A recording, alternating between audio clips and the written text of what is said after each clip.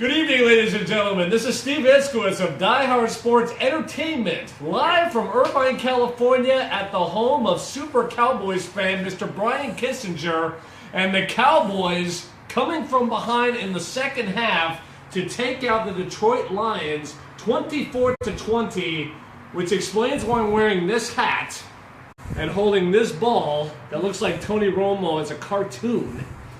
And I'm a Niners fan, by the way, so to my Niners fans that might be watching this, please forgive me ahead of time. This is strictly for entertainment value. At any rate, it was a tale of two halves in which the Cowboys went from dumb in the first half to smart in the second half, and the exact opposite happened for the Detroit Lions with 3 turnovers in the second half, and the Cowboys finally getting a balance of running from DeMarco Murray as well as passing from Tony Romo, including the very decisive touchdown pass to Terrence Williams that put him up 24-20, and then holding on as the Cowboys were able to force a fumble against the Lions, against Matthew Stafford at midfield, leading to the victory. What does this mean for the Cowboys? They have the right next week to go into Lambeau Field and lose to the Green Bay Packers.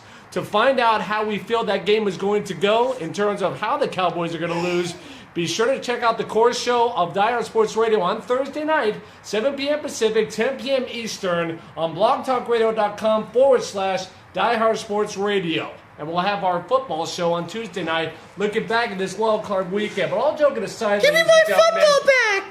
Give me my football back! I'll give it back to you. To find out how we feel that game is going to go in terms of how the Cowboys are going to lose, be sure to check out the core show of Diehard Sports Radio on Thursday night, 7 p.m. Pacific, 10 p.m. Eastern, on blogtalkradio.com/Diehard Sports Radio. And we'll have our football show on Tuesday night, looking back at this Wildcard weekend. But all joking aside, give me my football back!